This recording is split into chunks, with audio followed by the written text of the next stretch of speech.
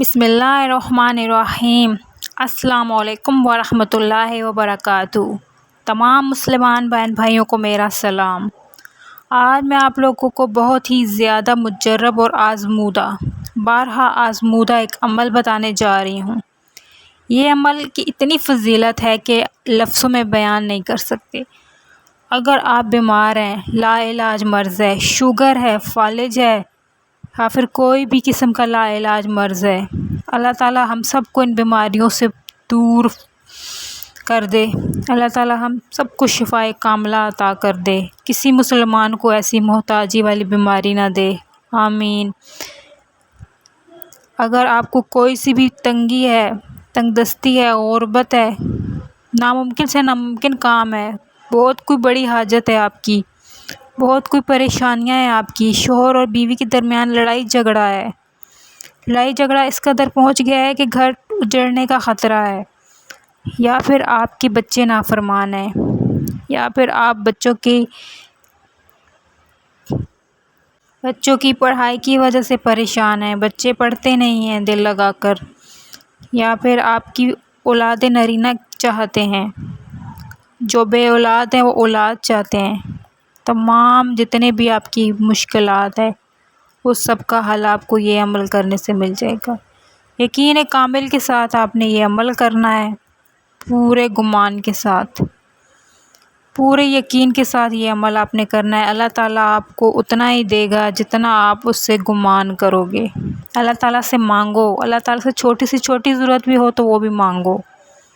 اللہ تعالیٰ خود فرماتا ہے چھوٹی سے چھوٹی ضرورت بھی ہو تو مجھ سے مانگ۔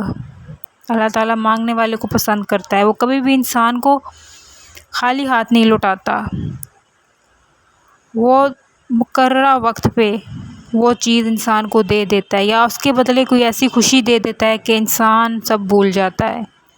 اللہ تعالیٰ بڑا بے نیاز ہے۔ اللہ تعالیٰ کے پاک ناموں سے اللہ کو پکارو، 5 وقت کی نماز ادا کرو، اپنے گناہوں کی معافی مانگو۔ اللہ تعالیٰ بڑا بے نیاز ہے، وہ کبھی بھی ہماری دعاؤں کو رد نہیں کرتا۔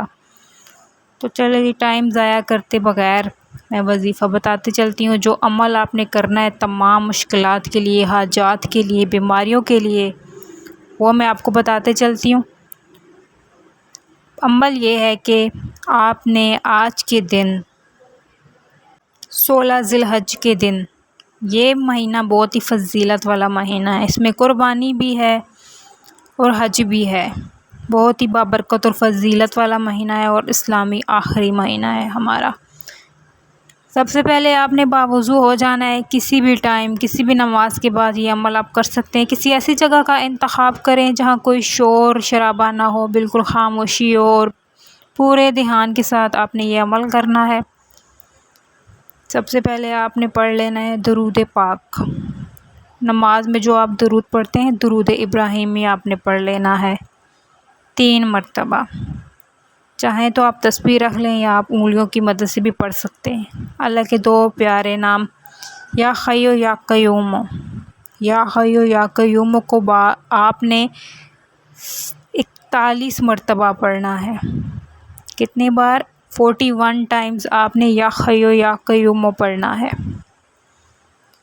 یہ اللہ کے پاک نام پڑھنے کے بعد جو دوسرا عمل ہے اس وظیفے کا، وہ آپ نے کرنا ہے 3 مرتبہ آپ نے درود ابراہیمی پڑھنا ہے۔ پھر سے جب درود ابراہیمی مکمل ہو جائے، اللہم صلی علی، جو نماز میں پڑھتے ہیں درود شریف، وہ پڑھنے کے بعد آپ نے سورہ کوثر، جتنی تعداد میں آپ نے یا حی یا قیوم پڑھا اتنی تعداد میں آپ نے سورہ کوثر پڑھنی ہے، 41 مرتبہ سورہ کوثر پڑھنی ہے، انا اعطیناک الکوثر۔ پھر آپ نے 3 بار درود ابراہیمی پڑھ لینا ہے۔ بسم اللہ الرحمن الرحیم۔ جو اس سے اگلا عمل ہے وہ کرتے ہیں۔ اس وظیفے میں جو تیسری سورت پڑھنی ہے وہ ہے سورہ اخلاص۔ 3 بار درود ابراہیمی پڑھنے کے بعد پھر آپ نے بسم اللہ الرحمن الرحیم پڑھنا ہے، اور آپ نے سورہ اخلاص پڑھنی ہے۔ قل هو اللہ احد اللہ الصمد لم یلد ولم یولد ولم یکن لہ کفوا احد۔ سورہ اخلاص کو آپ نے زیادہ تعداد میں پڑھنا ہے، آپ اس کی ایک تسبیح کر لیں۔ سورہ اخلاص کو آپ نے ایک تسبیح پڑھنا ہے، پھر لاسٹ میں آپ نے درود ابراہیمی پڑھنا ہے۔ آخر میں آپ نے درود پاک پڑھنے کے بعد اللہ تعالیٰ سے دعا کرنی ہے۔ وظیفہ میں ایک بار پھر رپیٹ کر دیتی ہوں۔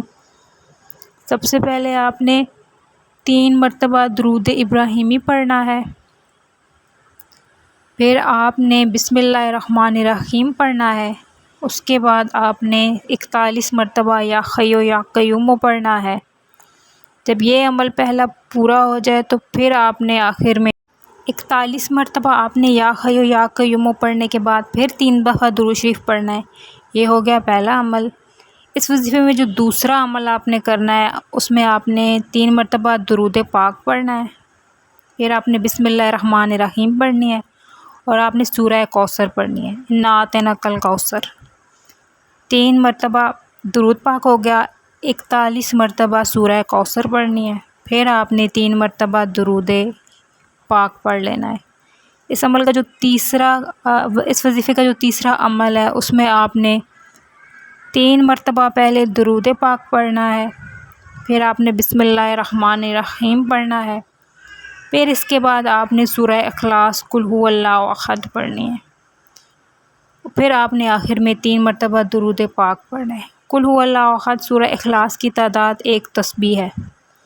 پھر آپ نے آخر میں اپنے مقصد کو ذہن میں رکھتے ہوئے اللہ تعالیٰ سے دعا کرنی ہے۔ جتنی بھی حاجات ہیں آپ کی، آپ نے ساری لکھ لیں بے شک، تو اللہ کے حضور پیش کر لیں، دعا کرنی ہے۔ اللہ تعالیٰ آپ کی ساری دعائیں قبول کرے گا۔ اللہ تعالیٰ اس عمل کے فضیلت سے آپ کی ساری حاجات پوری کرے گا، ساری مشکلیں آسان کرے گا۔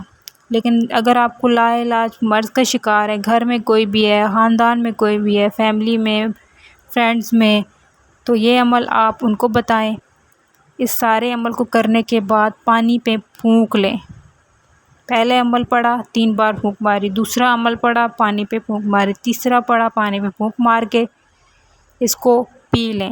روزانہ یہ عمل کریں، 3 دن عمل یہ لازمی کریں، انشاءاللہ تعالیٰ اللہ تعالیٰ شفا دے گا۔ اللہ تعالیٰ ہم سب کو گناہوں کو معاف کرے، اللہ تعالیٰ ہم گنہگاروں کی حاجات قبول کرے، گنہگاروں پہ یہ آسانیاں کرے۔ اللہ تعالیٰ ہم سب مسلمانوں کا حامی و ناصر ہو۔ یہ عمل کی اجازت سب کو ہے۔ جزاک اللہ۔